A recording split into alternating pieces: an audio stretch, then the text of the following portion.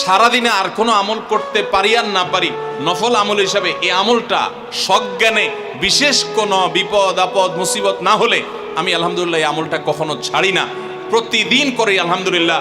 আজকেও শুরুতেও এই আমলটা আমি করে নিয়েছি। সূরা ইখলাস, সূরা ফালাক, সূরা নাস, কোরআনে কারীমের এই শেষের তিনটা সূরা এমন তিনটা সূরা যে আমাদের প্রিয় নবী সাল্লাল্লাহু আলাইহি সাল্লাম সারাদিনে সবচাইতে বেশি সংখ্যক বার যেই সূরাগুলোকে ওয়াজিফা হিসাবে আমল হিসাবে পড়ার নির্দেশ দিয়েছেন কোরআনে কারীমের, সেই সূরাগুলো হলো এই তিনটা সূরা। এই তিনটা সূরা দিনে এবং রাতে যত বেশি সংখ্যক বার পাঠ করতে হয়, অন্য কোনো সূরা এমনকি অন্য কোনো দোয়া এত বেশি সংখ্যক বার পাঠের নির্দেশ কোরআনে অথবা হাদিসে কোথাও দেওয়া হয় নাই। তাহলে এই তিনটা সূরার মর্যাদা, এর কি মর্তবা, এর কি বৈশিষ্ট্য, এর কি মাহাত্ম্য আছে সেটা বুঝবার জন্য আর কিছুর প্রয়োজন নাই। এই একটি কথা যথেষ্ট যে দিন এবং রাত 24 ঘন্টার ভেতরে কোরআনে কারীমের এই শেষ তিনটা সূরা, সূরা ইখলাস, সূরা ফালাক, সূরা নাস,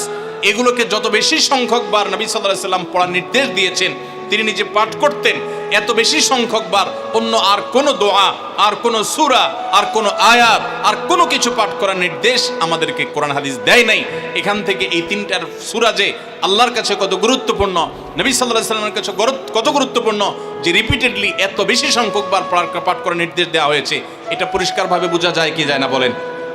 সময়ত ভাইরা আমার, সূরা ইখলাস, সূরা ফালাক, সূরা নাস, এই তিন সূরা দিন এবং রাত সব মিলিয়ে আমাদের প্রিয় নবী সাল্লাল্লাহু আলাইহি ওয়াসাল্লাম তিন জায়গায় তিনি তিন সময় এই সূরাগুলো পাঠ করতেন। একটা হলো সকাল এবং সন্ধ্যায়, সকাল এবং সন্ধ্যায় নবী করিম সাল্লাল্লাহু আলাইহি ওয়াসাল্লাম তিন কুল পড়তেন। এটাকে সংক্ষেপে বলা হয় তিন কুল,